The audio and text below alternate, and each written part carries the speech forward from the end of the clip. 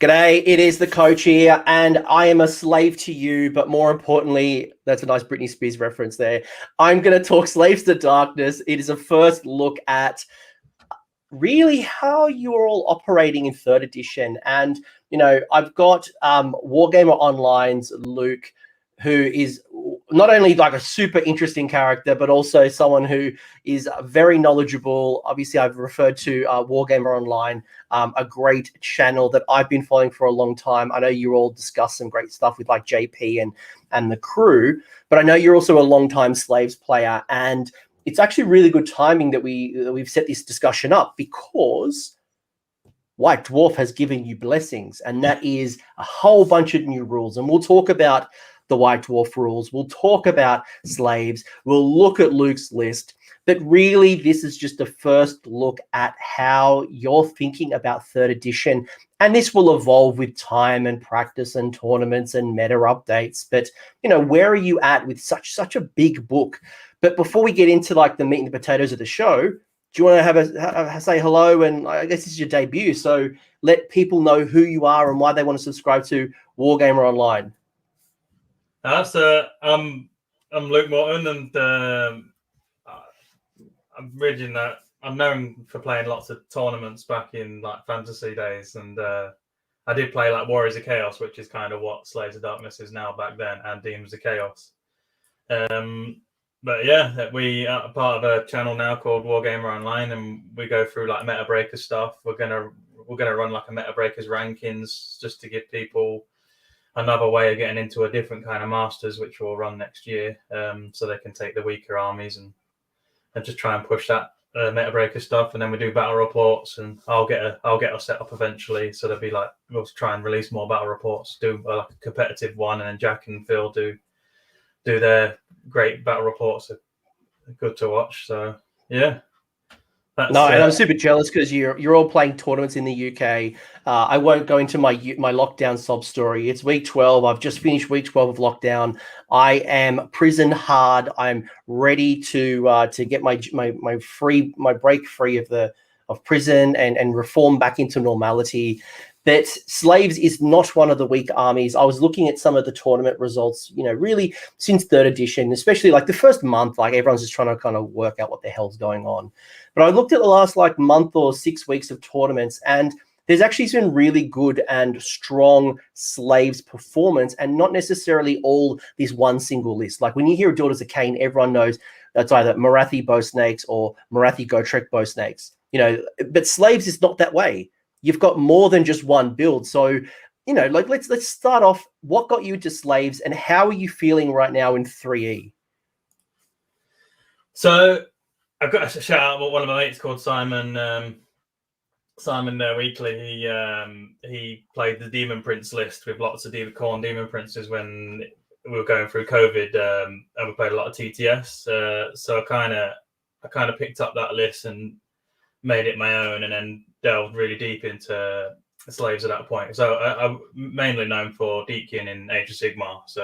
But when COVID come around, I just changed my armies around, played a lot of Nighthaunt and Slaves to Darkness in the background. But yeah, it's just such a flexible. When I deep dived into the book, it's just, you can write so many lists and there's so many options. A bit like cities, really. You can just go all sorts of directions. So.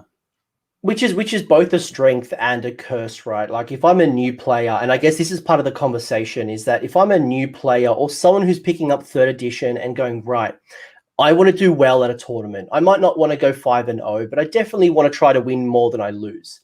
Where do I start? Because I've got Slaves. I've got Wrath of the Everchosen. I've got access to like all of the Chaos Gods in some capacity. You know, there's just so much options available that I know when I do Cities of Sigmar, it can get to analysis paralysis. You know, what's better, a handgunner or a Sisters of the Watch?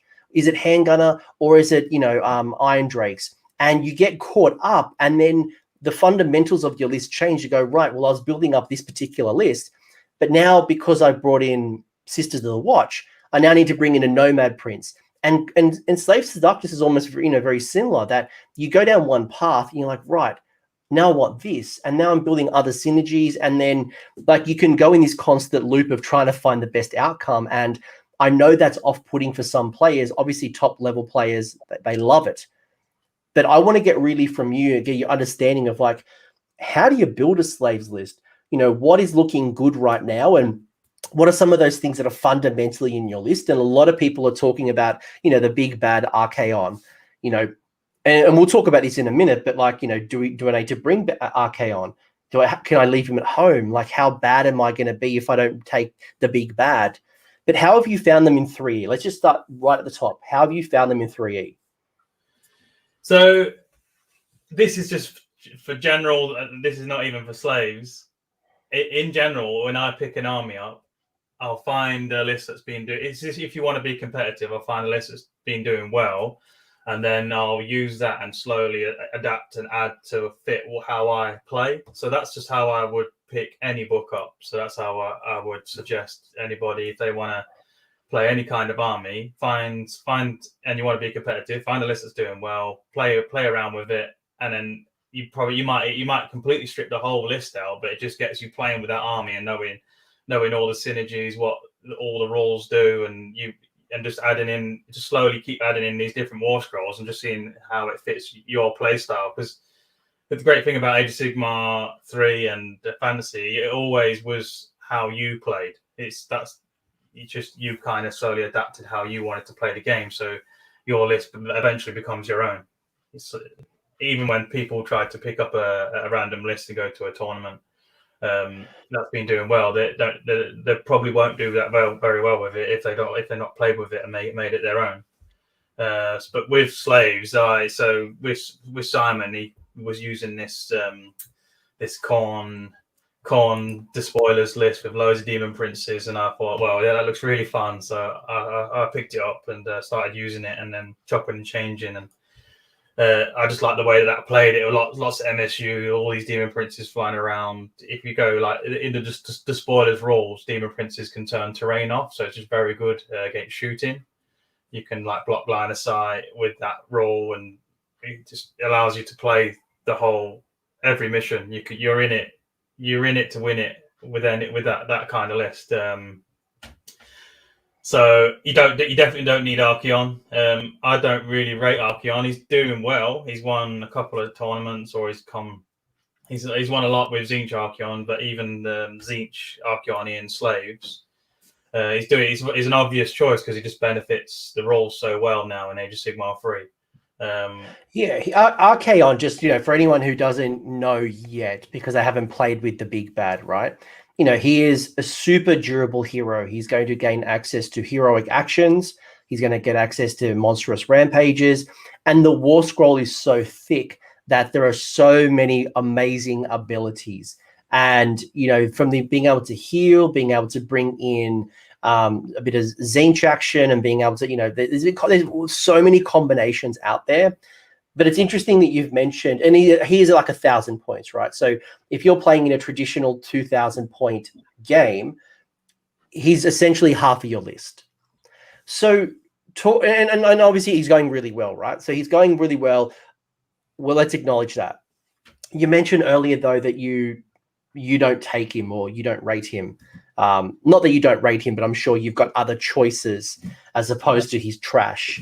Talk to me about the Archaon stuff and what your thinking is right now with the big bad. Well, I think if you learn just to ignore him, play the mission, and I always build a list that can try and play everything. You can never have a list that has a good matchup against everybody. That's just not how it is. But I always try to have screens in my list, cheap units, just to feed these big heroes or screen off. And he's on a big base, so if you use terrain and units, you can really limit what he does. So I think when people really try to just learn how to complete, you can't. He's still going to go in and he's still going to kill things. You can't stop that from happening. But if you get it in your mind, I can't kill him. I can't do anything to him. I can outscore him because I can get more bodies than him on objectives. And I can try and tie him up, use terrain and chaff units, or even sacrificing a unit in a point of the game where it allows you to get more points, or anything like that. Just learn how to kill his army. Like you said, he's like 830 points. You focus on killing the rest of that army, and you will win the game. I did it with Nighthaunt on TTS Live when he was a big bad in AOS 2. I just ignored him and killed his army, and he's just one model. He doesn't die, and he's going around. But if you place your units well and don't block it, don't bunch them up together so you can kill multiple units, he should only be really killing one unit at a time, and he won't get his value if you're smart of how you play against him. I mean, sometimes you play a mission where you can't avoid the amount of damage that he can do to you, but don't throw your big. If you've got a big hero, don't throw him. Don't let him get anywhere near him, so you can just go get in the sword, or just got to be smart against Archaon. I think as people, if he becomes this menace that he is right now, and people adapt and learn how to play like that, they will. I think he'll start dropping off. Yeah. And you know, like, let me acknowledge that Archaon is doing really well. You know, competitively, he's in some really good lists, and he is doing really well. So we were talking earlier before we kicked off on the show, and you know, one of the things that I had asked Luke is do you think he's an auto include? Because everyone's talking about, you know, Morathi, Archaon, Mega Gargants, like these top 5, you know, units that people are just scared of right now, and they don't know how to handle. And if I was a Slaves to Darkness player, I would be probably listening to all these talking heads like me, like so many other internet people who are talking about lists and stuff. And because Archaon is featuring in so many, and no one's talking about not taking Archaon, that I guess the reason I wanted to bring that up was, do I need to take him? And I think the answer is no. You can still do really well. And we're going to show you one of the examples of using Knights to the Empty Throne as an example of where you can really make the most of not taking Archaon.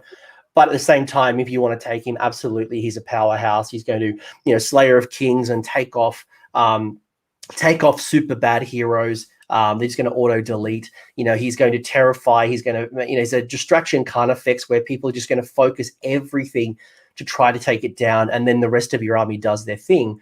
But to what Luke's also said, a smart player will go and take out those objective scoring units, the Chaos, you know, cultists, the Marauders, the Warriors, the Knights, the Demons, whatever it might be, and then only Archaon's scoring once. It's just him kind of scoring while you've dominated the rest of the board and the objectives.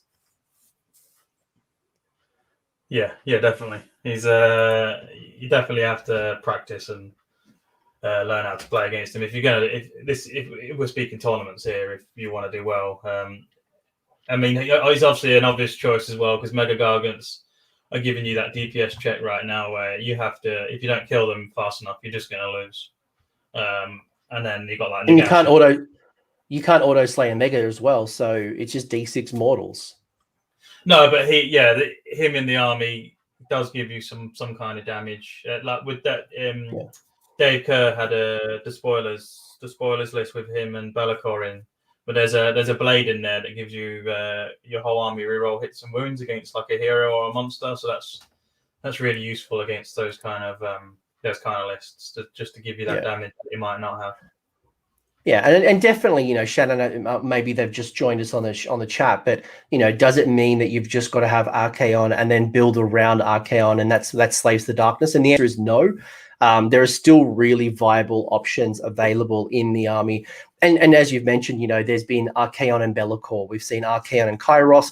We've seen Archaon and Chaos Sorcerer Lord. But then we've also seen other ones building around other parts of the book. So I don't necessarily think to be competitive, you've got to have him. And I guess the thing that I worry about right now as someone who's focused on Archaon, and I'm sure, and I guarantee you this is not the Archaon show, we'll stop talking about him in a minute, but Cruel Boys are coming into play. And I can see 9 of those, what are they, the Beast Bolts or the Beast Bows? Those are going to be in Cruel Boys, and they can do up to 12 damage per shot, doing mortals on a 5 in addition to all this crazy stuff. I can see they're going to keep some of these big monster heroes pretty honest. I don't know if you've had experience yet. I know they're only just kind of coming out now, but I'm already seeing some success with the big yellers getting an extra 3 inches, and they're just going to pop monsters and pop monster heroes. So he might be kind of brought into line a little bit. I don't think they'll kill Archaon. It's just, with the markers each. Nine of them. Yeah, but he's always re-rolling his saves, so you can easily get him on a 2-up ethereal re-rolling one save. He's never going to die. I'd just never ever try and kill Archaon because he's just not going to die with the markers. They do mortals on a 5 if you use the encrusted weapon. So I'm not ready to write it off just yet. And he heals. I mean, in the spoilers, Dave Kerr's list, he can heal like 5d3 in a battle round. It's not worth even trying to. It's just you'll waste so much resource trying to kill this guy. It's just you'll lose the game. I just love that you just told me that you wouldn't bring him and like you don't quite rate him, but now you just tell me he's undestructible to the cruel boy bolts. So, all right, you're kind of eating your own dog food here, Luke. He's a model right now that you just can't kill. And if you're a good player using Archaon, you know he has to. The problem is Archaon. He has to go and get those kills. He has to get his points back. So he has to be bombing up the board. So you can use that to your advantage. If you use board control, and like I was saying before, you can take out some real big threats. But look, I'm going to park the big bad to the side because this is the slave show. This is not necessarily the Archaon show, and he's already proven to be good. So let's park him to the side. Let's talk other slave stuff. Like, how are you finding? Maybe I'll ask you a couple of like 3E questions because we've had a whole bunch of different things that have happened in 3E. We've had coherency, battle table sizes, battle tactics, grand strategies, reinforcements. Let's start at the top. How have you found coherency coming into play with slaves? So it's not really affected how the knights were because you normally ran them in 5s. It's not really affected marauders because they're on 25 mil bases. However, it has affected knights in the empty throne. Even the unit of 6, you have to lose 1 for them not to care about coherency anymore. So you have to be a bit clever with how you move them around the board and where you allocate your wounds and stuff for that unit. Because they used to come in 9s. Like I used to see a lot of Knights of the Empty Thrones, and you take the general and it's 9 wounds and it's like 30 odd wounds, and then you'd laugh because Archaon was Slayer of Kings, the whole unit. But you can't do that now. You can only take a maximum size of 6 because you can only double reinforced battle line. And you're sacrificing it to be the general. So, yeah, you could take him in a 9 in the 6 circle list, but you wouldn't because there's no points anywhere else. Yeah, but yeah, coherency's problem for the Knights, the empty throne in that a little bit. You do probably lose 1 early on, and then you're back to just running around the board and conga lining however you would with your knights. It probably affects the warriors as well, but you kind of just want to bunch them up anyway because they've got a lot better now than they were in 2 because just of how save stacking works. And they went up, didn't they go up to minimum unit sizes now of 10 when they used to be 5 in 2E? Yeah, so you can now have a block of 30, 60 wounds with a 3-up save re-rolling 1s because of markers each. Wow. I was going the other way. Like, oh man, you can't take those cheap 5 wound chaos warriors. Like, I know I was talking to Russ Veal at the end of 2E, and he's like, let's get 3 units of cheap battle line through chaos warriors, and then just like all the keepers of secrets and all the heroes to like boost up Slanesh. But now it's the opposite. You're like, well, I've now got big blocks of chaos warriors, and because they're battle line, I can now go up to 30 with the double reinforcement. Where if they kept the old rules, you could only go up to 15 if they kept the size of 5. You know what is cheap though? Battle line enslaved now. Yeah. What? Yes. Sorry. I thought you were making a statement. That was a question, and you asked. Yes. The answer is talk to me about that change, because I think that is going to change the game a little bit. So cultists have now accessed a little bit of battle line. Yeah, so they can have the mark of your general as well. That will change every single Slave Darkness list that's competitive, because it allows you to squeeze points out of battle line, minimum battle. If you went the minimum battle line route, it allows you to squeeze those points out and put it into maybe getting another War Shrine, a Khorne Demon Prince that you maybe couldn't fit in before, which we'll see in one of my lists later. It's just the fact that Iron Golems with the markers each are 75 points and they're a 3-up save rerolling 1s. So you got to kind of send something big to go kill them. So, and where did that change come from, by the way, just for people who might have missed that? So when did cultists become battle line? so that's the White Dwarf update. Bingo. So this month's White Dwarf, I think, is literally hitting the shelves if you've avoided the leaks. I think it's literally hitting the shelves today. You have access to a new grand strategy. So I'll talk about that in a minute. That specifically Slaves to Darkness have their own grand strategy that they can choose instead of whatever one's available in your battle pack. You've got access to 2 battle tactics that you could use in addition to the ones, again, in the General's Handbook. And then you've also gained 3 core battalions, I think it was. You got 3 options, as well as the cultist stuff. Yeah, I've not really seen. I just saw that you could have cultists as battle line, and then I didn't need to see anything else.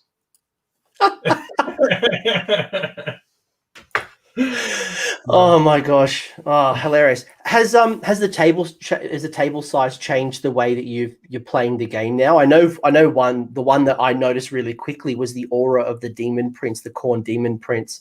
It's a lot harder to avoid that now. I know in second edition I could kind of avoid it, but now you put that smack in the middle of the table, and it's almost near impossible to get out of that aura.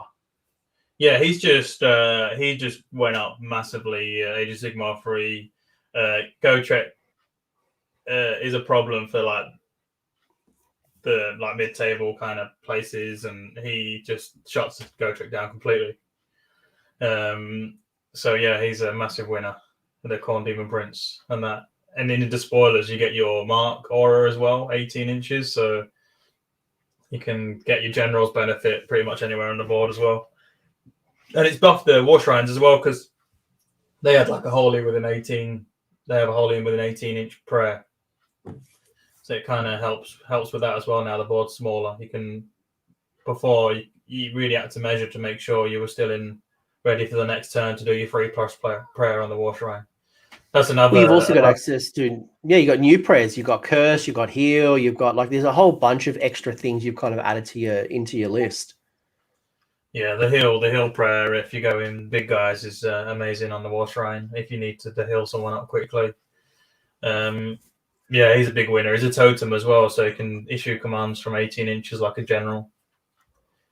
Which is massive. Again, 18 inches is very generous in 3rd edition. Yeah. All right. Yeah, go on. Yeah, so coherency not really affected slaves that much, just because the Marauders are still on 25 mil, and the big blocks of Chaos Warriors, it's kind of easy to keep in coherency. And then the winner is the Chaos Knights. I'd give them lances now. You used to just have them within source of weapons, because it's so easy access to get +1 to hit. I'd definitely just give them lances now, just to try and you do need the damage in slaves, so they'll give you a nice bit of damage. Bit of burst damage where you need it, and it's Ren 2 as well. Ren 1 doesn't do anything in the game at the moment, so no, you really. I mean, it does stuff. I wouldn't completely write it off, but when you start getting up against these heroes that have a 2-up or a 3-up armor save, you're going against Blood Knights. You're going up against some of these Stormcast units that are going to be on a 2-up. You really notice the difference in having between Ren 1 to Ren 2 to Ren 3. And probably that's one big change that I've been noticing, is that you really need access to good, consistent mortal wounds, especially outside of spell lore, because when you start going up against some of these stronger magic casting armies, it is quite hard to get off some of these critical spells. Yeah. And they got a great spell lore slaves, but there's no reliability in it, so you can't really rely on any of those spells. But if they do go off, it makes a big difference in your games. I think you make a lot of people happy, because it's always been a debate, do I go in sorcerer weapons, go get lancers? Everyone would always talk about the ensorcel weapons, because it was a bit more consistent. You didn't have to worry about the charge. But I guess as well, because the board sizes have changed, it is a little bit easier to hit the charge compared to the distances we used to have. So that probably works in our advantage as well. Yeah. There's not a huge difference in sword sword and lances for amount of wounds you put through. It's just you're more likely to do damage with Ren 2 on the lance. All right, I'm going to read out to you the new White Dwarf stuff. So you haven't read this yet, so we're going to get real reactions here from Luke. We'll get a real honest reaction, nothing planned here. So you got one grand strategy that comes out of White Dwarf, and it's called Dominating Presence. And when the battle ends, you complete the grand strategy if there is at least one friendly Slaves to Darkness unit wholly within each large quarter of the battlefield. Thoughts? You'd never take that. Why? Because the general ones are just better. What ones are you kind of more focused on? Well, it depends how you do it. Slaves have so many lists, but you could go if you go wizard heavy, you go prize sorcery, or if you go like the 30 Chaos Warriors, hold the line. You're always going to get that the battle line one. Even Dominating Presence, I take in the Predator's Domain where you capture terrain. I'll take that in that spoiler list because you're just jumping around trying to turn terrain off, and you've got lots of MSU units. I've seen a couple of good lists as well with double Chaos War Shrine, so that would probably work well with Pillars of Belief. So I look at that, having something in each quadrant. It's a bit more technical than some of the others, so I probably wouldn't rush to that. It's a bit fun, but the problem with that one is against a player that say gets turn 5 and that's the difference for winning. That player only has to then just focus off that one corner, and you're not going to get it. Yeah, it's easy to deny. You need teleporting, summoning, coming in from reserve. You need those types of units to be able to consistently do that for all 4 quadrants. Or you just need to hit your opponent so hard that you've kind of wiped them out, and then you just kind of take up the board whenever you want. But you're right. Like the minute you start blocking off parts of the board, it's probably an easy one to lose. I mean, Ravengers might be a good one for Ravengers because they can just summon on units of cultists or marauders anyway on the board edges. But yeah, and then it does force the opponent to screen. You only have to screen one quarter off, so it's not actually that hard. As long as you've got like a few battle line units that you're keeping back, holding your home objectives, you could probably screen that off quite well. It probably also works in your favor, though, that it spreads your opponent out trying to deny you the grand strategy. They could get caught up. So there's some merit in it. But you've also got 2 battle tactics. I'll read them out to you, and you let me know, again, honest, real time. You haven't seen these yet.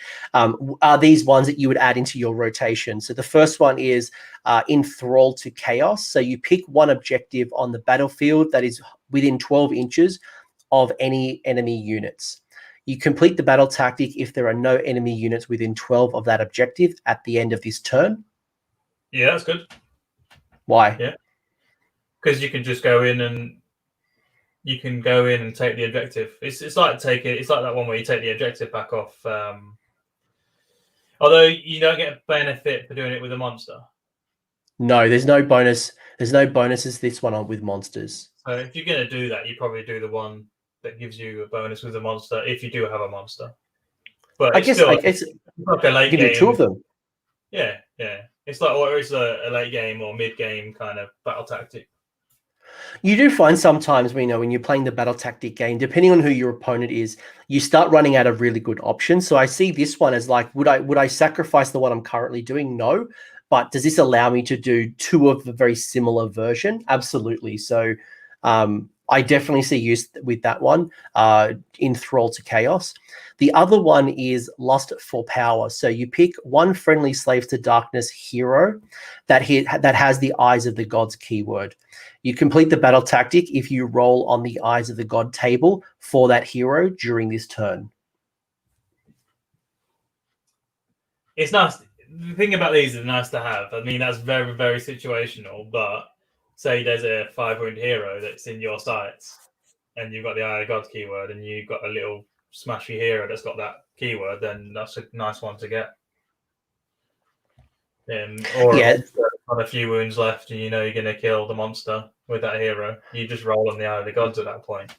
So it's not that bad, but there's definitely easier ones in the core. Very situational. It's nice to have, isn't it? You don't need to. You can just do it when it comes up. So yeah. If you find yourself in that situation, I guess for me, like, and probably one of the things that I thought of immediately is if my opponent, let's say you and I were playing together, and you're like, I'm going to declare this one, and I'm going to go for your 5-wound hero, and you've specifically told me which hero, using the eyes of the gods, you're going to use.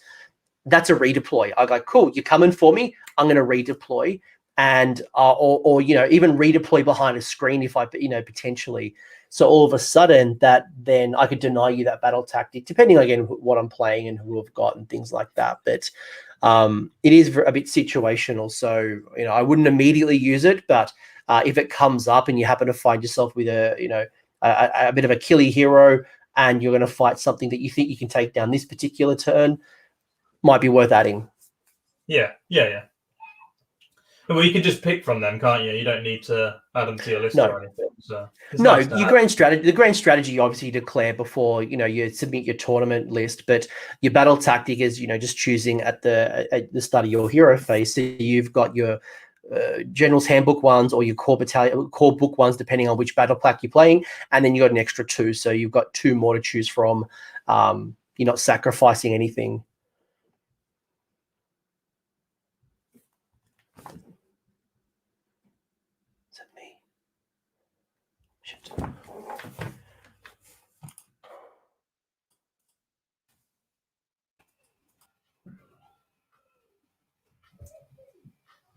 I think it's just me that's live at the moment. Try and get it sorted. All good. I'm back. Sorry. Right. I'll carry on talking. What did you say? I'm sure it was very insightful. I think it's me that's live still. We're all good. So what were we saying before? So we just said it's very situational, but you can use them when you need them. So they're nice to have, aren't they? I think the only problem with all these, if they're going to start doing this for every faction, it's just a lot of battle tactics for somebody to learn who wants to do well at a tournament. It's almost like 40k, because 40k you have a lot of stratagems that are specific to the player's army, as opposed to what we're all doing right now, which is mostly just playing with these set 8 or 6 or whatever it is. So I would expect that we're going to see this over time, and you're going to have to get used to this. Yeah, definitely. And then what's the is there 2 battalions? The 2 battalions. There are 2 battalions. All right, you ready for this one? And sorry about that. We cut out. Maybe my wife is watching Game of Thrones or something. I don't know. No one's watching Game of Thrones anymore. It's old news.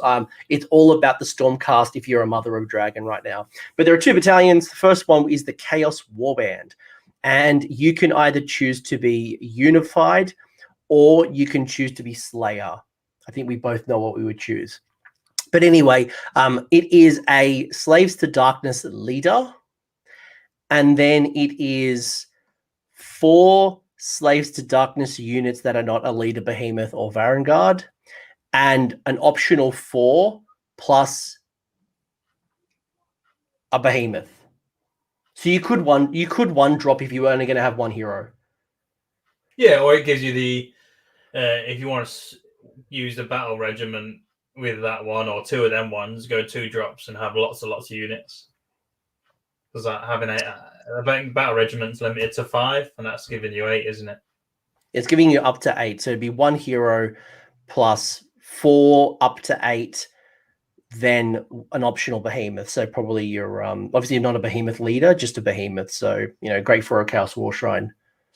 Yeah, that's good. That's all right. That's nice to have. Yeah, I like that one. The other one, which is probably situational, I think some people would love this. Some people are just going to completely skip it. That's the Overlords of Chaos.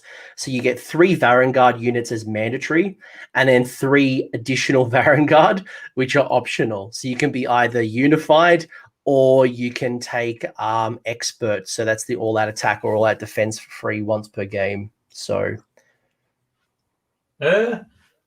well, the issue with Knights of the Empty Throne at the moment is you need to send a massive list to your TO to see how they're going to rule, how they work. So if they rule that the Varanguard can't go in Warlord or Command trait, because the problem is they in Knights of the Empty Throne they're 5 wounds each, but the whole unit is like 15 or 30 wounds. So people are arguing where they can't be a sub commander because they can't. So if that gets rolled against you, then this is an okay one to lower your Varanguard drop. So yeah, it's a nice option to have if the TOs say that you can't be sub commanders for your Varanguard in Knights of the Empty Throne. What have you seen so far? I don't know if you've kept across the the global meta right now, but are you finding people are ruling against them being sub commander, or because I guess you'll always be above the 10, right? Unit of 3 is what is it, 12? So we could 15? We could go into Knights of the Empty Throne next week. Next weekend, I'm playing a big team tournament called Blood Tithe, and he's ruled that one where the Varanguard they are count as 5 wounds. And then when we go into Knights this list, I'll go into how he's ruled some stuff and how he's ruled some other things which could be ruled the other way. It's just you need to get your list out, send it to your TO, and see what he thinks. Yeah, it's a bit challenging because individually the model is 5, but the unit, even at its minimum, would be 15. So that immediately pushes you over into a commander role if they're looking at it that way. So I can see that is a bit annoying, a bit confusing, and I guess makes it hard, especially like I play Sons. It was really hard before they gave me, specific battalions to get Sons into one of the core battalions because, everything was a leader. So, and nothing was under, 10 wounds. Yeah, but happy now that they've gone up to the S tier bracket with them battalions, I think. Have you found any of the new command abilities really useful to you, whether it's like redeploy, rally, all out attack, all out defense? I'm sure I've forgotten one. Oh, unleash hell. Like, have you found any of those have really worked in your favor?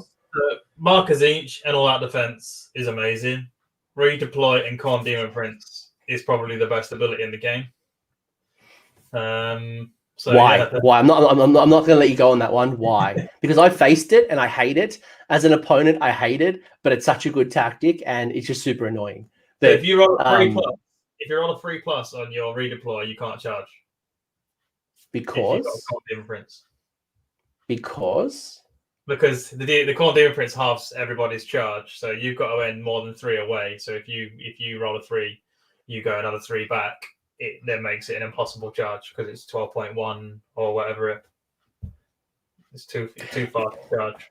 So even if you roll a 1, it becomes an 8-inch charge, a 2 10-inch charge, and then if you roll a 3, it's you can make the charge. It's not impossible. You need to roll 6s.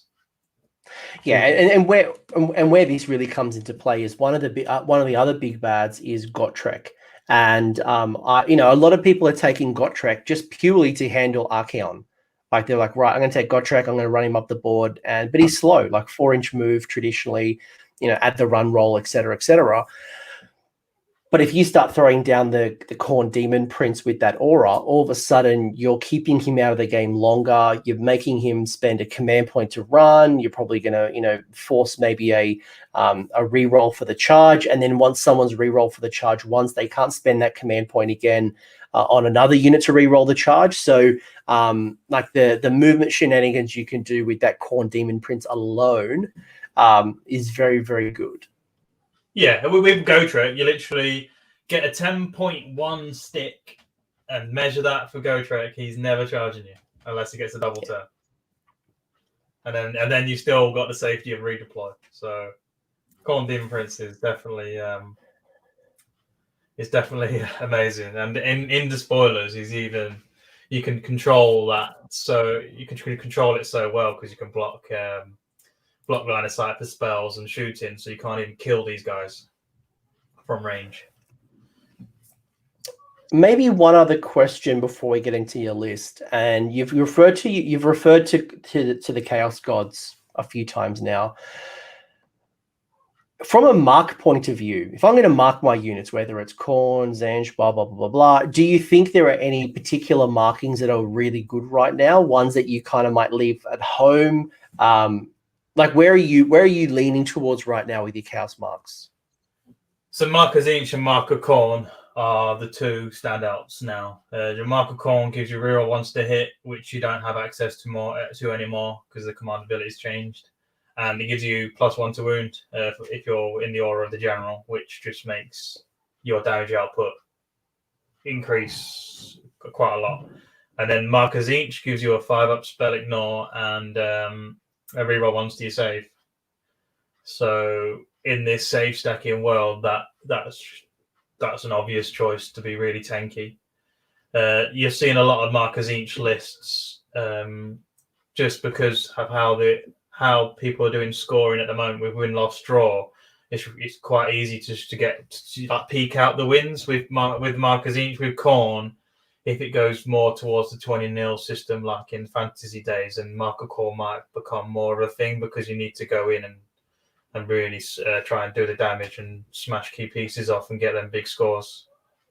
Being able to add +1 to your wound roll is just awesome, especially if you're focused on melee, which is mostly what Slaves is focused on, or being able to re-roll your saves, because Mystic Shield has changed, so going to +1 and then being able to use a re-roll 1 can just create a really tanky piece. Yeah, when the list comes up, you'll see I've used both those marks in the one list, and then I've got just Marker Tzeentch for going tanky in the other list. But yeah, they definitely the standouts. Nurgle was great before because you had the Plague Touch Battalion, so a lot of people just went Nurgle. But it's definitely less good now. Khorne and Tzeentch are standouts, and then Slaanesh has never really been very good because you just have. I mean, if you need to be re-rolling a lot of charges, then Slaanesh is okay, and then Undivided.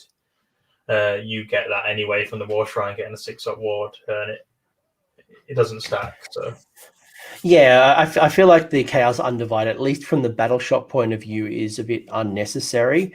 The 6-up ward's not bad, like having the 6-up ward, but I guess that's the role of the Chaos War Shrine, right? So yeah. If you weren't taking a Chaos War Shrine, but I mean, like, it's such a good model. I'd probably, it's a priest. It has a bunch of wounds. It's quite tanky. I would definitely go a war going. Yeah, you do that instead of going to Undivided. Like, it just doesn't make sense. Is there any units that might, like, because I'm looking at the aura of Slaanesh, like, cool, exploding 6s, 6s to hit, are going to create 2 hits, and I can re-roll run and charge rolls. So it's okay, but I think maybe just from what I'm seeing, Tzeentch and Khorne are probably just far superior compared to the others. Yeah, Slaanesh is, you can still do well with Slaanesh. It's still not bad. Rerolling charges when you've only got access to one reroll charge now is good. But you have to heavily build your list into a way where you've got lots of units. So you're just making that even more worth taking the Marcus Slaanesh. Adam's asked an interesting question that I think is worthwhile while we're talking marks, and he's mentioned, do you think that all the high-rendered mortal wounds in the book will devalue the mark of Tzeentch? I don't think high rend is good, but even rend 3, you can get your save back down to whatever it was before. So having that reroll 1s as well is just crazy. But more the thing about Marker Tzeentch, a lot of your mortals come from magic, and they ignore spells on a 5+. And then with the War Shrine and like in the Knights of the Empty Throne list, we'll go into the Knights. The units can be on a 5+, 5+, 4+ from the War Shrine, so that you're never getting any spells off against those units. I would argue that, Adam, the value of the aura of Tzeentch has probably increased because you've got an ability to aura stack or a save stack compared to the old edition, right? I can get, a Mystic Shield, I can get all that defense, I can get cover. So if I can bring down, and obviously I can ignore rend, obviously you can only ever get a +1 maximum, right? Pardon? And the War Shrine prayers, another +1. Yeah. There's so many +1s in the game, right? But if I'm trying to ignore rend and I just want to keep to my base characteristic +1, 2 up, 3 up, and then I can re-roll ones, that is probably more valuable than what it was in the past, where Mystic Shield was re-roll ones and Aura of Zench was re-roll ones. Like I couldn't ever take advantage of both of them. But right now, because a lot of re-rolls are missing in the game and they're being removed, that aura is probably more valuable to me than it ever has before. And then the fact there's all these spells going out there, being able to ignore the spell effects or endless spells just gives me even more durability. So I would argue it's probably better. Yeah, well, if you just go through the thing about the Slaves book is just a book of synergy. You've got reroll hits, wounds, you've got +1 saves, you've got all these abilities left, right, and center. Just you've got access to everything just to synergize and make a unit that's not amazing War Scroll, but you can make it amazing War Scroll with all these buffs. I mean, just for save stacking, you've got, like everybody else has got, Mystic Shield, best day ever, heroic action, the finest hour. And then you got your CP, so that's just free. And then slaves have a Sorcerer Lord or Magical Lord that's giving you +1 to your save. You have the War Shrine, so he's got 5 stacks of plus save there. So you could be Ren 4 and still be on +1 save against a slaves unit. Yeah. So one more question, and then I'm going to move to your list. I feel like one of those television ads. But wait, there's more. Like, just call in the next 5 minutes. I'm going to ask you one more question. Is there and like I've noticed this when I've gone through the Auric War Clans and the Stormcast book, that there was a bunch of units that I would always include. Knight of Zeros is one example. I always took a Knight of Zeros with me in my Stormcast or my Cities of Sigmar list. Now I'm leaving him at home. He's not coming with me. Is there any units that used to be really good in your 2nd edition list that now you're like, not as valuable, no role for it, probably not as popular as it used to be? Is there anything that's popped up or comes to mind from slaves? So Be'lakor before was cheap and amazing just for his ability alone. He still now has that ability. It's just less negative because the person that actually uses Be'lakor has to roll the dice now. But he's a lot more expensive. But he does get a lot of benefits from Age of Sigmar 3, but I personally don't use Be'lakor because you can't really rely on him, and he's so expensive. You have to get your points back from him. He's still amazing, and he can deny battle tactics, which is a really powerful ability. But I thought it was an auto clue when I was playing Slaves in Age of Sigmar 3, and as I've gone through my games, I've removed him now. Especially he used to be he used to be like 240 points. Now he's 400. So the investment now, before you're like, yeah, I'll find 200 odd points for Be'lakor, like Dark Master, and you used to be able to use Dark Master even when he wasn't on the table. Now he's got to be on the table, and it's 400 odd points. That's now, and everything else went up in points as well. You've got to really build around it. Yeah, his Dark Master ability is probably better because you don't have to write it down anymore. You can now go, oh, they're going to do that run one with those 3 units. I'll stop it. I'll pick that unit. He's not running. But the issue is, if you don't roll the 3+ against some of the battle tactics, it's a waste. And you've not stopped a key hero that might have come and do some serious damage to you. It's just that I've had so many points in a game where I've not rolled it, and if I had those 360 points in something else, that was I could rely on that. I know what's doing every single turn. Then I found just taking them out and putting other stuff in, it's been better for me. Yeah, I think there's so many great options. I think the challenge is right when you start tapping into the other gods. You've just got too many options, so I think it's quite hard. So I think Marauders as well were an auto include before. I don't really necessarily think you need them now. They're still really good, but they don't do it. You can't get them up stacks to hit to what they were before. And the Ren 1 doesn't really. You've got to throw them into a target that you can kill. Whereas before they would just kill anything really if you had all the buffs on them. But now they won't kill anything, even with all the buffs. What I will say though is with redeploy and even in the mirror, should you happen to go up against a Khorne Demon Prince with that aura buff, having the charge ability from the Marauders is such a valuable tool. So it depends on, I guess, what the meta looks like in your community and what the tournaments are looking like. But that ability alone, even like a cheeky 20, can really prove its value. Yeah. They do die quick though, so they need to. Of course, they're not Phoenix Guard of the mortal realms. But I keep teasing you all about lists, and I really want to kind of show off a couple of lists depending on how we go. Luke has given me 2 lists. Depending on how we go, we might go from 1, maybe even 2. But I want to talk about these lists, but specifically, I want to understand why he's chosen what he's chosen in the meta, right? I want to bring this into theory. And if you look at this list and you're like, oh, this is not my style, I don't want to buy all the Varanguard, cool, no problems. Actually, no, that's the first list. I just gave you a preview into the second list. This is the first list. So if you're like, oh, I don't want to run a Lord on Kakadrak, cool, just take the theory and put it into your own list, whatever.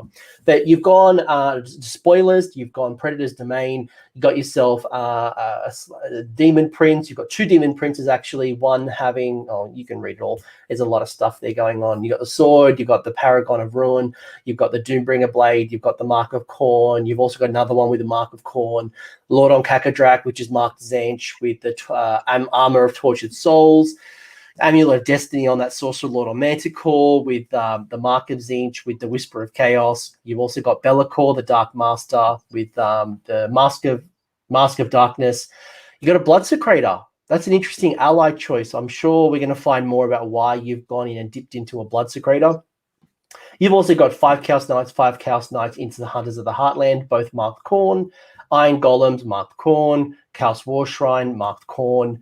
And you've gone the Universal Prayer Heal. It's a 10-drop. Talk to me about this 3-battalion crazy list. So it's mostly a crazy list because I had to make that look at that little dodgy thing to the side. I ran out of space. I had to make a little column just to put in the core battalions. So if it goes into this shooting meta that people think it might do, at the moment you're just seeing the god heroes running around killing everybody.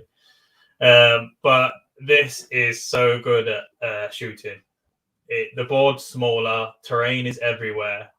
These demon princes can really control and funnel where the enemy shooting will go. Even against the KO list, they can just control, like, you're not shooting this, you're not shooting that, I need to keep this target alive. If you just go through the spoilers, the Manticore Lord can heal on a 4+. All the Demon Princes heal on a 4+. Then they've got the heroic actions to heal on a heal if they roll lower than the leadership, and then you've got the heal from the Chaos War Shrine. So you've got to one-shot all these heroes. You got the general there that's giving out the Mark of Khorne aura, 18 inches. So those Chaos Knights charging in, they can both be on +1 to hit because the Kakadrak can give out his +1 to hit, and then you got your CP +1 to hit. So those Chaos Knights with +1 attack from the Bloodsecrator can be 3s and 2s, Ren 2 damage with an extra attack each, so they can do a lot of damage when you need them to. And then you got your Iron Golems just sitting back with a 3-up save, holding objectives backboard, and maybe teleporting them late game onto an objective. Why didn't you reinforce the Iron Golems? Because I've played against Iron Golems in the past, and they've always a lot of my opponents will at least reinforce them or even double reinforce them now that they're battle line. And a unit of like 26, because every one in every 8 has got like 3 wounds apiece. They are nasty. They get +1 save or something when they don't move. So you teleport them, you set them up, and they're just really hard to shift, especially when you throw them onto an objective. Yeah, that's definitely a strong way to go. And now they can give markers each as well, so the reroll wants to save. It's definitely a way to go in a list. It's just they don't do any damage, so that is literally their role, just to sit on an objective and holding it. And you can do that pretty well in this list anyway. If somebody's going to go and they're going to have to try and sacrifice something. They can't just go and use like a 100, 200 point unit to kill those Iron Golems, they're just not going to die with a 3-up save. And then I ran a Mega Gargan into the 28, and it took him ages to chew through the big units. So, and now you've got Rally as well. So should they not be in combat, you can bring some back. They're a tough unit to kind of shift. Yeah, they're and they're just so cheap as well. Just like I say, and every list will change now, because before this list had to have the 10 Marauders, and it didn't have the five Knights then. So it had 10 Marauders and the Iron Golems on the side, and then it didn't have but now it has more punch in this list because I can now access the extra unit of Knights, Chaos Knights. Jonathan's called out, and I know Jonathan's a big fan of the big bad Archaon. I know he's also a big fan of the Dark Oath War Queen. That, like, what do you lose and gain by not having the big bad in this list? So obviously, one, you've got like 800 odd points freed up that you can invest into things like Be'lakor, the Sorcerer Lord on Manticore, the Lord on Kakadrak. Like, you look at lists, and majority of the time it's just Archaon maybe is supporting one hero, and then it's just troops. So what have you gained? So you just gain a lot more unit. I mean, this unit's MSU. You just multiple small units. The Demon Princes can pair up. If they get charged, they're fighting. They all got always strikes first, so they can and they get +1 attack from the Blood Secretor. You give them swords now, so they're doing 2 mortal wounds on the hit roll, so they can actually do some good damage. The Chaos Lord on Kakadrak with a Markers each, and the Armored to Tortured Souls can go into pretty much any super killer unit and live. He's Archaon might kill him if he rolls his 6/6. Tzeentch Archaon will just auto kill him, but even Archaon, he can hold Archaon up. Just that 2-up save rerolling ones is so hard to chew through. He's like a mini Archaon. And I love the spoilers as well. Despoilers almost gives you like a second Amulet of Destiny through this Sacrilegious Might. So you're having that extra 5-up, ward and a mortal wound or wound save that's going on your general. So that obviously allows you to get the Amulet of Destiny onto the Chaos Lord on Manticore. So, and then obviously add the fact that you've got a whole bunch of healing as well, let alone being able to heal through a heroic action, or being able to heal and then try to go for the extra CP or their finest hour. Yeah, I mean, they because it all Despoiler monsters and Demon Princes heal on a 4+ anyway, so there's so much healing in this list. I mean, that Manticore Lord, even with the Amulet of Destiny, can be on a 3-up reroll in 1 save and a 5-up ward. He's just not going to die anytime soon. And the great thing about the Chaos Lord and Kakadrak and the Chaos Lord on Manticore is they both got the Eye of Gods keyword. So if you are in that situation where you can go roll on the Eye of the Gods table, you can just put 10 pink horrors onto an objective. I know it's situational, but it's only a 9 or a 10 on the dice. So if you roll the Eye of the Gods, it can happen. And then when that does happen, it massively accelerates you into the game, because nobody's going to shift 10 pink horrors late game. With the smaller tables, I've just had this thought, and I'll be curious to hear from you. The table size has shrunk, right? And we're fighting closer to terrain than we probably did in the past. Has the Nightmare Chasm come into play more often for you? I know you got to roll for a 6 for each terrain feature, so you might get 1 off a turn, statistically on average. Have you found that's come into play, or maybe a bit more useful than it did in the past, or is it just like a nice to have? It's nice to have. Sometimes it hurts you because it does hurt all the units that aren't Demon Princes. But the Demon Princes that are hiding in this terrain, you can't magic them off.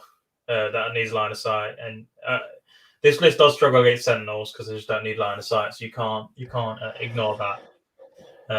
But you do have the General as a 5-up ward. You got the Sorcerer Lord of Manticore as a 5-up ward. So if you don't one-shot any of these heroes, they're all just zooming straight back up to full health. And the Secretor is just in there to boost the damage that you need, just to because it's got the Doombringer Blade there, so you can pick a monster or a hero and reroll all hits and wounds against it. So if there is like a Nagash, I still wouldn't even try and kill Archaon just because you're not going to kill him. But if there's like a Nagash or like any like these other heroes, like a Cabbage or a Stormcast hero or something that you know that you're going to struggle to kill with one unit, you can just charge everything into it, and it's all re-rolling hit and wound. So you should take it out. Adam's asked another really good question from Adam is no Chaos Lord for the double pile-in. They're finding great value in the despoilers, especially not being shot off the board. You know, have you found any experience with the old Chaos Lord? Yeah, I used to use him a lot in on the TTS tournaments. I was using the 9 Varanguard. He is quite hard to position right. You either have to teleport him in position or try and keep him up to get the double pile-ins. I've seen a lot of people using the bridge or launchian just to try and get him into position. You have to kind of, this list is all about either picking on one target on the board or just spreading out and giving your opponent a headache of what they need to kill. Chaos Lord kind of, it's easier for an opponent to tell where he's going, so they can like prepare for when that's going to happen. It also only works on the mortal stuff, so it's not going to help out your Be'lakor or Demon Princes when they're fighting. So this list is going to princes when they've got a lot of damage comes from the Demon Princes when they got like extra attack from the Blood Secretor, and every time they hit, it's 2 mortal wounds. So it's just has lots going on. You can't roar the knight, so you can rely on their damage when they go in, and they can really hurt a monster. And you just got to pick your targets and spread out. And you can shut shooting down, and it's a very you have to play a lot of games with it. So when Simon was running it, was running 3 to 4 Khorne Demon Princes, and like having the Demon Princes run around in pairs or even in like a triangle. So when you charge those 3 Khorne Demon Princes, you had to take the full force with +1 attack from all 3 princes before you even got to fight. So there's lots of synergy going on in this list. How do you find this list goes without monsters? Because you've only got Be'lakor. Is Be'lakor the only monster you got in this army? No, so it's fine. You can do the run one in this list as well if you cast a monster spell on like the Kakadrak, because you've got the Chaos Lord on Manticore as a monster, Be'lakor, and then yes, true.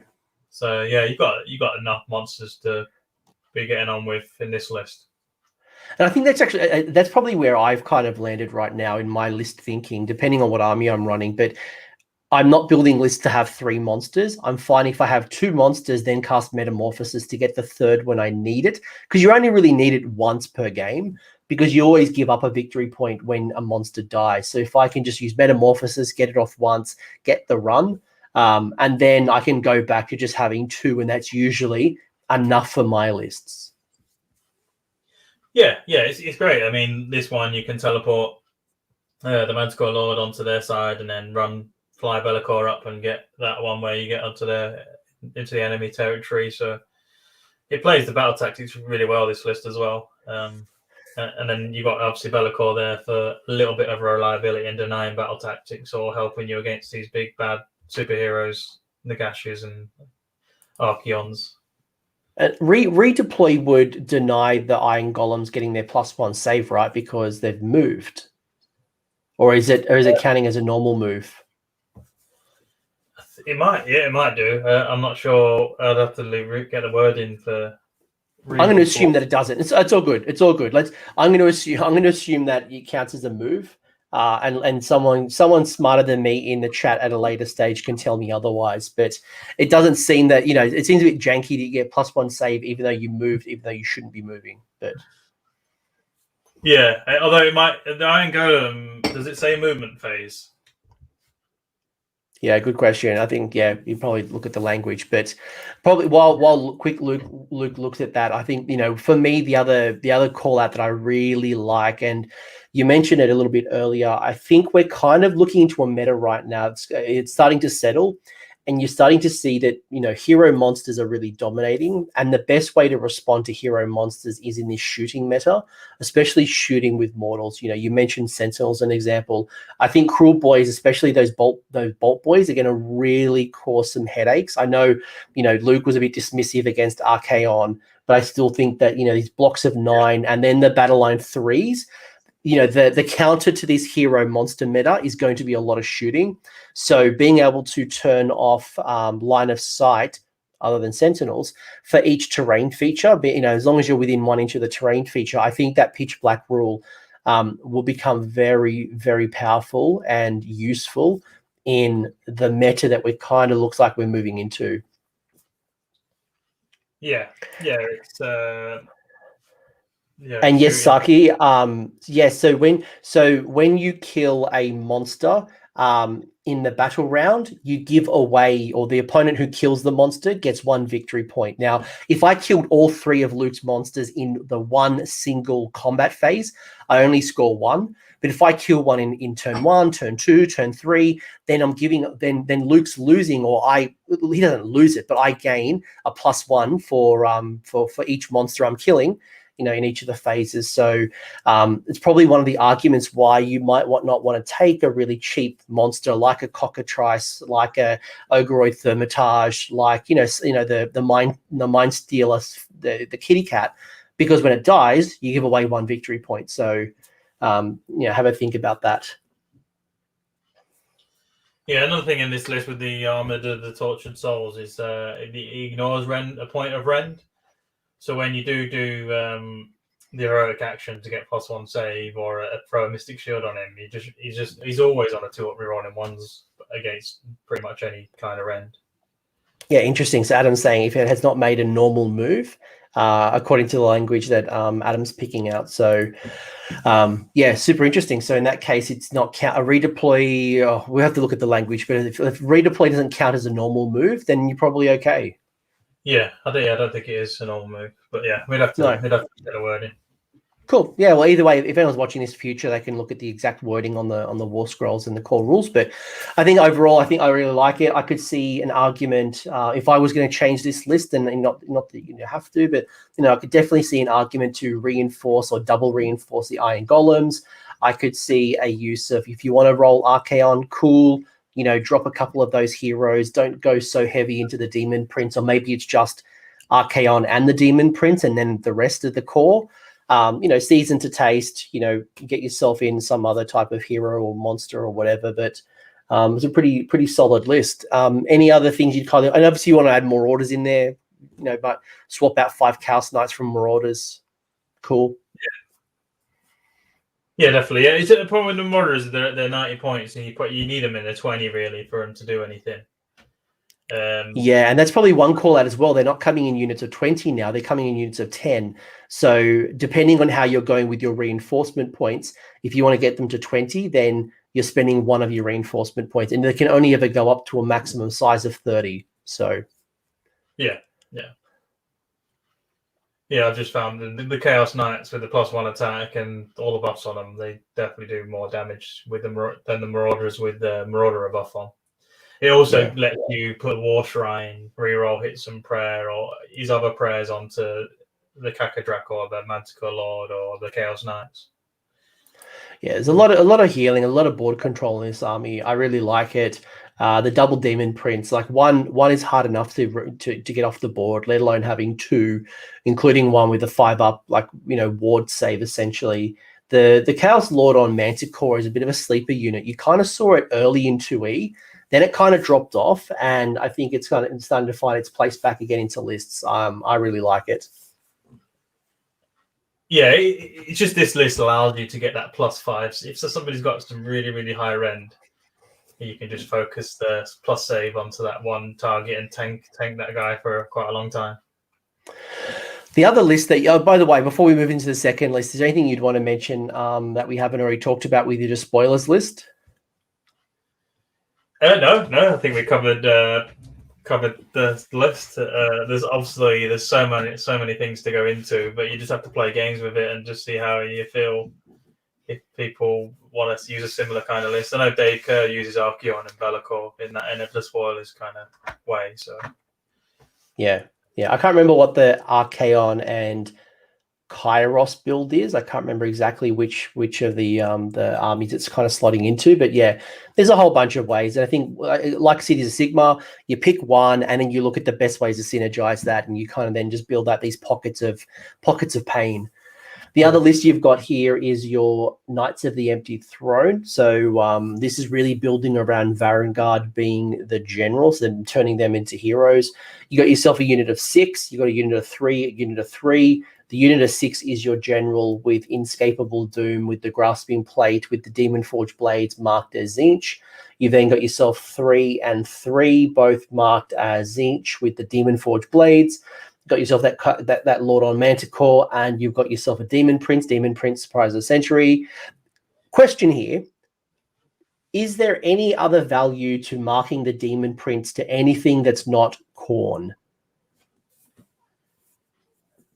Only it may be in the spoilers if you need the general's mark for other units, but you wouldn't mark it on its own for any reason, really.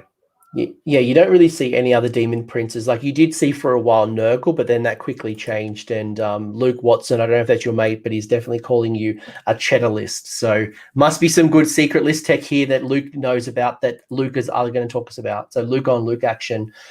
We've also got ourselves a unit of 8 Iron Golems. We've got 2 Untamed Beasts, probably my other favorite Warcry Warband cultists. And then you got your Chaos War Shrine. So War Shrine again, similar build. Got the Mark of Zinch. It's got a heal. You've got the 2 battle regiment. I don't actually.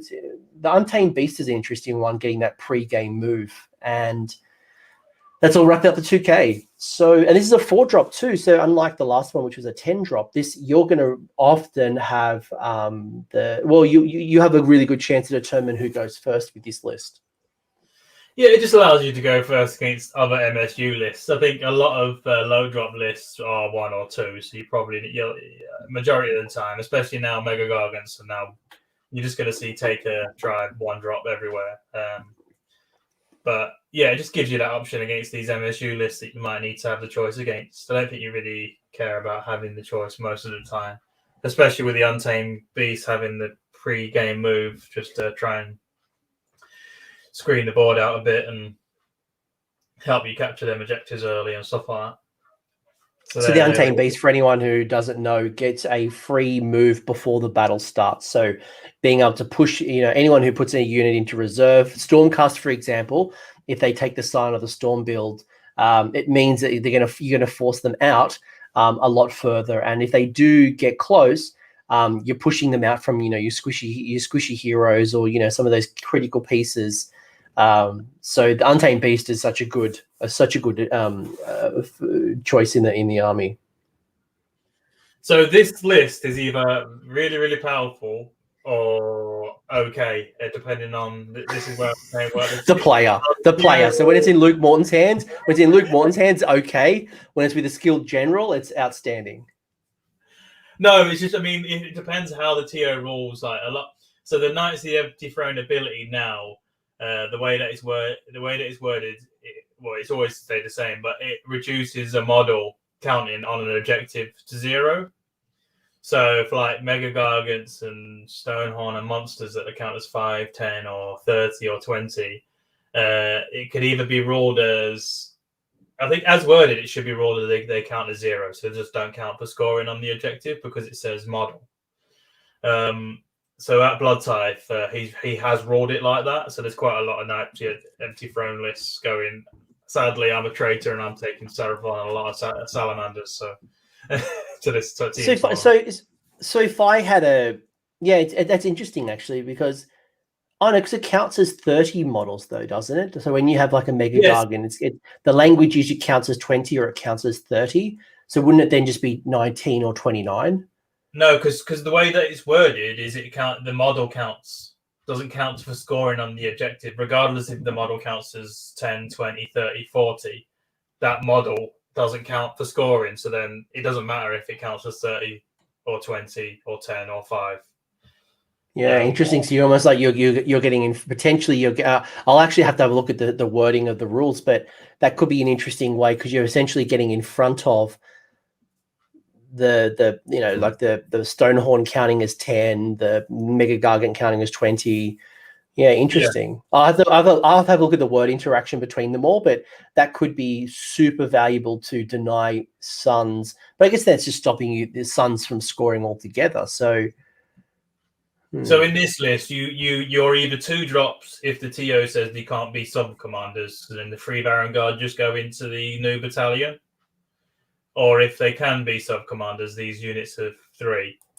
Then you can go in command and get the amulet for the Lord on Manticore.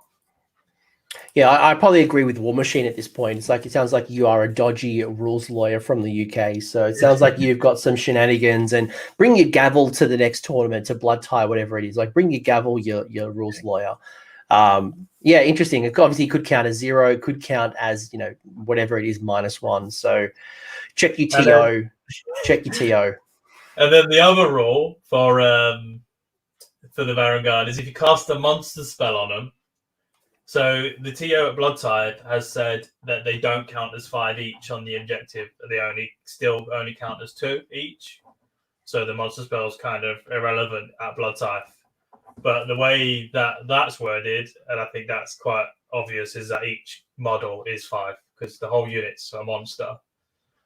But again, you'd have to get that off the TO. I wouldn't just assume that is the case. So these Knights of the Empty Throne, are they 5 on objective for all 6? Or are they 30? I think listening to like Lachlan McKay, and I agree with probably Lockie here, it says, it reduces by 1. So I think it's just when you're counting it, you're just reducing it by 1. Anyway, if you have some questions, I'd always suggest talking to your TO. But it sounds to me that you'd probably just -1. Otherwise, you're stopping so many things from scoring, and it's certainly a feel bad that I don't think anyone wants. But clarify it. But anyway, let's talk about your proper list other than your rules shenanigans with your little gavel and objection, Your Honor. That doesn't count as models in the objective. But Pask is certainly on your side. Talk to me about this list. Sorry about Pask.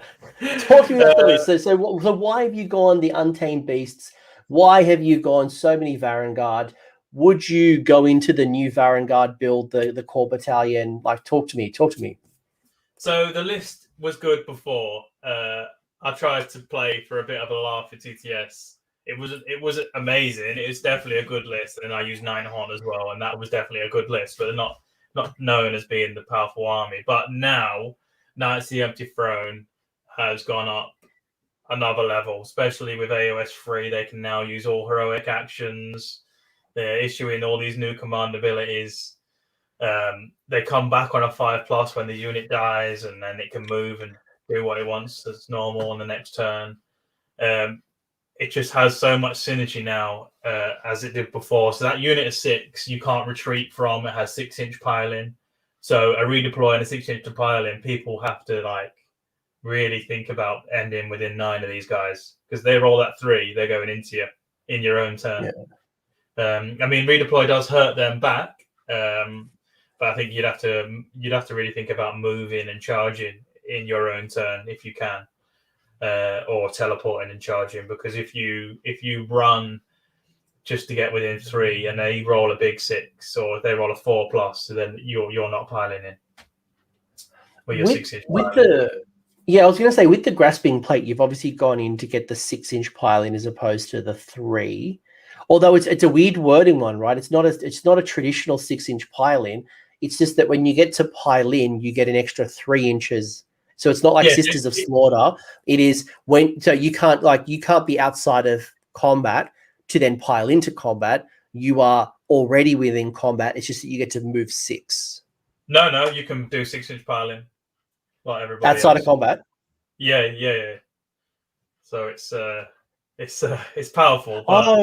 Yeah, because it's within 6 of the enemy. So 6-inch piling is a very powerful ability in Age of Sigmar 3, but there is ways around it with redeploy.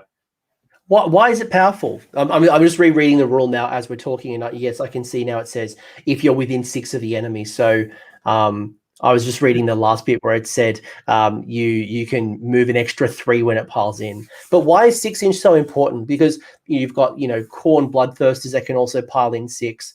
Why is this ability in 3rd edition especially powerful to you? Well, has anybody heard of Unleash Hell?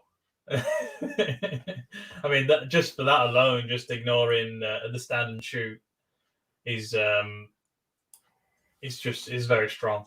And then, like I said before, in their turn, they have to if they're not thinking that they're playing against this list, and you just redeploy and you start killing their targets in their own turn, you're just getting more value out of this list. So redeploy and 6-inch piling is a negative and a positive, depending on whose turn it is. And then it's just amazing against Unleash Hell and anything with voice tracks first, or it's just allowing you to go in and fight before anybody else can. Yeah, we talked earlier as well, like the metal is settling a little bit with a lot of shooting. So expect to see Cruel Boys, expect to see probably a bunch of Stormcast shooting. Maybe it's going to be dragons, maybe it'll be long strikes or hurricanes or some type of Stormcast shooting. Iron Drakes and Seas of Sigmar, Lumineth Sentinels, Daughters of Cain, bow snakes. Like you're starting to see this like anti-meta happening to kind of handle these monsters. So you're right, like anything that can kind of stop Unleash Hell, and some of them are actually by abilities too. So if you can avoid the -1 to hit if you're using an ability. So a 6-inch piling, especially something that can hit hard, like a unit of Varanguard, like a Bloodthirster, really good for handling the shooting side of the meta. Yeah, and I've got the 3 units of Varanguard in this list just because if they all die, on average, you're getting another unit back. So you've actually got 15 Varanguard in this list on average dice. I mean, potentially you've got way more, but so that 5+, you should be getting a unit back, and that does make a big difference. How do you use your Untamed Beast? Is it just for screens? Is it just purely to push out, maybe get to an objective earlier, to screen out anyone who's in reserves, or is there something else that it does? Yeah, they're just there just to screen, and like I was saying with this big bad Archaon, you can measure it out where he can't actually land over the unit. He has to go and kill 9 Untamed Beasts, or getting onto objectives early. This pre-game move it's just very, very good, especially against stuff that's like shooting. You can just really screen shooting out really well. Not the long range shooting that we're seeing at the moment with Sentinels and the Cruel Boys, Cruel Boy stuff. But yeah, they're just really useful to have. And the battle line markers each 70 points. I mean, just for that alone, even if they didn't have a pre-game move, is really good. Yeah, and if they were 5 points cheaper, I'm sure you'd take a second unit of Iron Golems at least. You might still have one unit of the Untamed Beast, but you probably would go. Yeah, it's just before I couldn't get the Khorne Demon Prince in this list, but now having access to these Untamed Beasts is just allowing me to get this Khorne Demon Prince in, which just gives it more, because you've not got Be'lakor for control. It just still gives you that bit more control. And like the Knights, no retreat, you can really tie somebody's army up and then just like leave them stuck while the rest of the army just wraps around and takes targets out and getting your battle tactics and scoring objectives. What are the type of things that you like to tie up with the unit of 6 Varanguard with the grasping plate? Obviously, it changes with each army and things like that. But is there key pieces that you look for in someone's army? Ideally, big Death Stars that can't insta-kill me like Archaon. Okay, put him aside. What else? So like the Gash, pinning the Gash in place, big Death Stars like Warriors, or you can just go into Iron Drakes and with your save stacking, they're just stuck there until you eventually chew through them all, and they're not jumping around killing the rest of your army. So yeah, just anything that, or just you can, if you get a teleport and a charge off with that unit, you can just really pin somebody back in a way. So if they screened their army, you could just tag their screens with your no retreat, and then they're just stuck. Especially if they've got no flying unit, if they've got all their strong units behind their screens. You can even do it in a way where if you pile in 2.9 away, or like, so you're not hitting, you can purposefully not hit their screen, and their screen can only go 3 inches towards your Varanguard, forcing them so they can't actually kill their own screen, so it's still alive, which is pinning them back. They can't fly over if they've got no flying units. You can really, really cripple a combat army with this list. Yeah. especially like ogres. A lot of ogre lists. Well, not a lot of ogre lists, but some of my friends that are using ogres at the moment try to have a lot of screens in front of their stone arms. But you can. When a good friend of mine, Stuart, we play quite a lot, and he just can't beat the Knights of the Empty Throne list if it's played well against his ogres, because you just pin it in all his screens, and his stone arms can't go anywhere; they're just stuck. And what they want is to be able to do the more. They're not played path for a while, so. But they want to do the mortal wounds. So, again, like Mega Gargants as well, they do a bunch of damage through charging. Stonehorns do a lot of damage through charging. More Crushers do a lot of damage through charging, although maybe not nearly as much, now that they've changed a little bit. So tying them up by countercharging them and then forcing them to stay can really tie up not only just the combat, but also deny them certain battle tactics that they really want to be scoring. So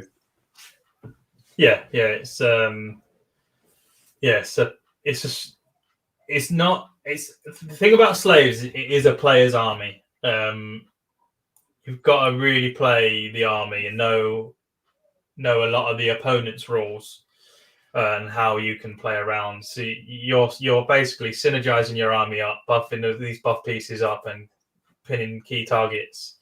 These kind of slaves lists, you really have to play it a lot. Even the Archaon lists are obvious choices because he's a big bad and you just can't really stop him, but you still have to play smart. I mean, Dave Kerr's always done well with slaves, isn't he? And he was pioneering Knights of the Empty Throne. He was one of the first person I spoke to about Knights of the Empty Throne, and he's always looking for those very interesting parts of the meta. But he was always loving like the 9 Varanguard. He was always loving some of this stuff. And I think there's some interesting additions like the new core battalion, like some of the new rules, despite the fact that you can't double reinforce and have that block of 9 anymore. Yeah. So I've just gone more heavily into more Varanguard and just got rid of Be'lakor, because I was using Be'lakor before. But I just found in this kind of list having the more reliability of bringing a Varanguard unit back, and just having the Be'lakor just wasn't killing anything for me. It was denying that key battle tactic sometimes if I rolled my 3-ups, but you can't rely on Be'lakor to go and kill anything unless he's got reroll hits and wounds like he has in the spoilers. It's just I've just not had a good time with Be'lakor. But it's good into spoilers. Outside of the Blood Secretor that you had in the last list, is there anything else that you would potentially bring outside of the Slaves to Darkness book that might be worth considering? Or if you had more points or, the style of your list, slightly changed, you'd consider? Not really, because a lot... Now you can kind of see where they're going with allies, because a lot of it's keyworded locked out. So a lot of allies now can't just benefit or give out benefits. It's all that keyworded stuff. So not really. I mean, I still would like, if I went Mark of Khorne, you could go Mark of Khorne in that Knights of the Empty Throne list and go really hitty and maybe take out the Manticore Lord for something else and put a Blood Secretor in. Just go for more of a smash list, because that list doesn't really do that much damage. It's more about stopping key units, pinning them back, and you're always outscoring them because of that ability against most units. And maybe if the TO agrees with the wording, then every single unit in the game, you can just go, well, that's my objective. And even if I know a lot of people think it's bending the rules, but even if the monster rule works like it does, you count as 30 models on that objective. Even a giant, you're even outscoring a giant if you've got another unit there or something. So it's very good at scoring. One of the lists I was looking at, and we'll kind of wrap up in a minute, but like a couple of things I've been thinking about, like one of the lists that I've been seeing starting to appear is the double shrine. What are your thoughts on going like double shrine? Obviously, like you got to find the trade-off in points. But like, I had double shrine in that list but now the Warcry band with the Iron Golems, because they were Marauders before, and I didn't have the Khorne Demon Prince. It was a War Shrine. But the Iron Golems now allowed me to get the Khorne Demon Prince.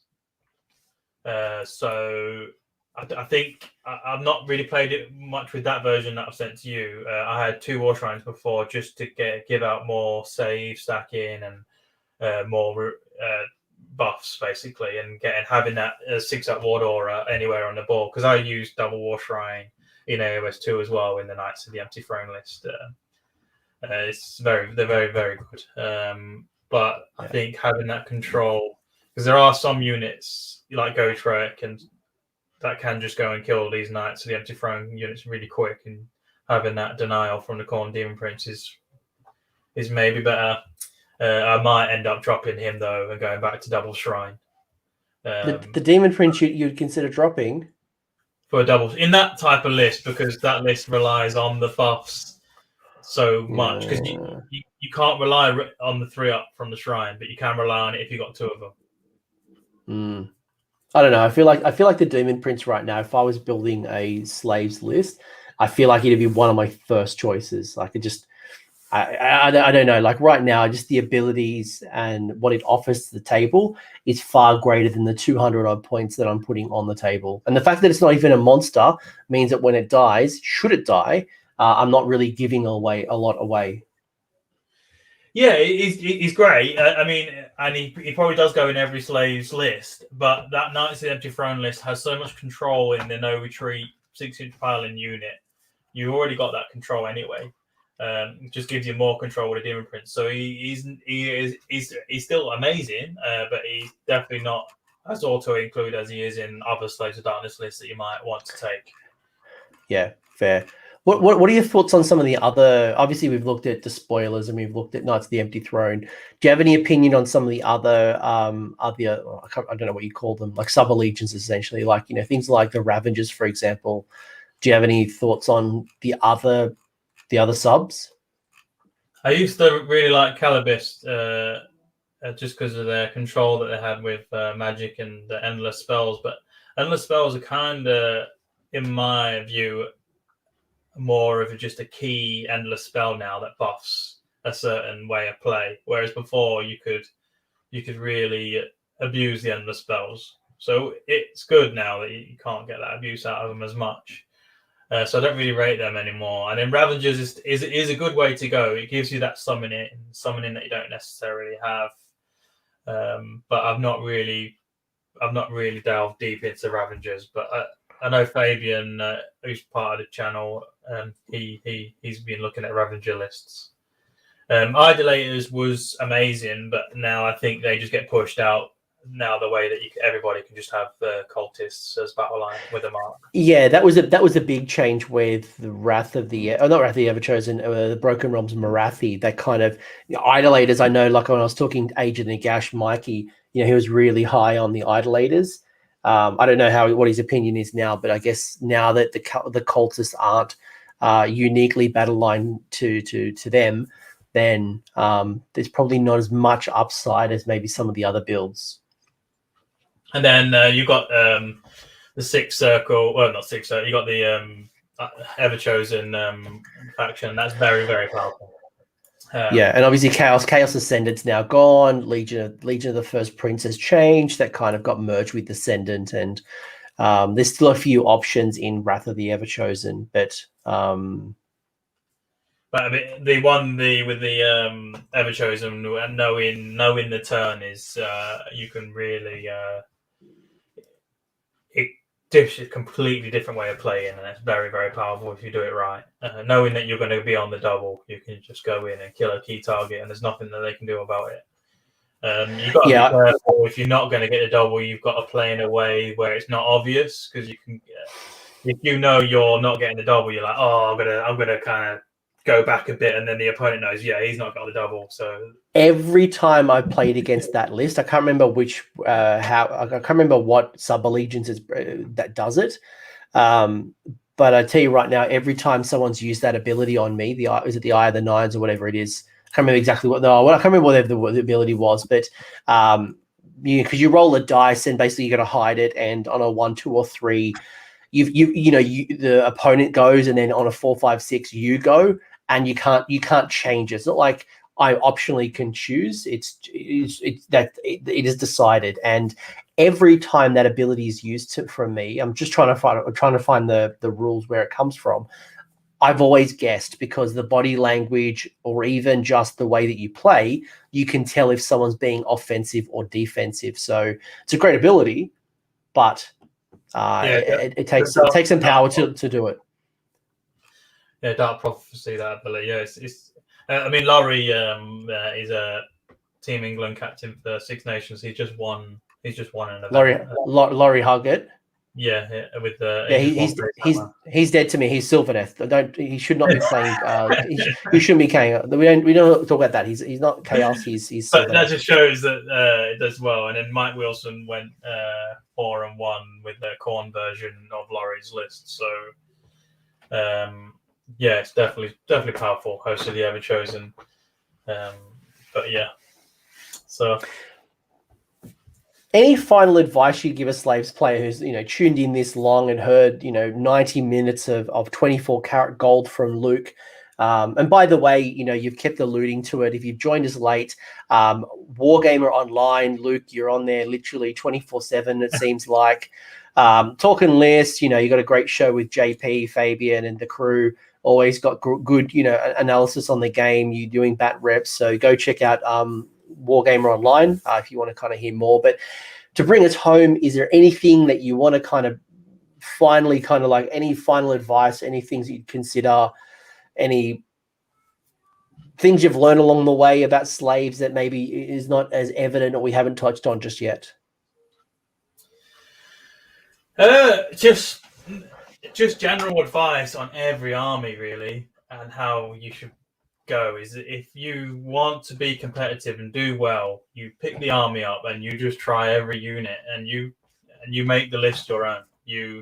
Or go and find a tournament list that's been doing well, play around with it, see if it fits your style, and add in units that fit your play. And that's how when I go to if I do tournaments, I tend to just pick one army, play with it for like 6-7 months, and that's how I do it. I just practice, and I just add in what fits my style of play.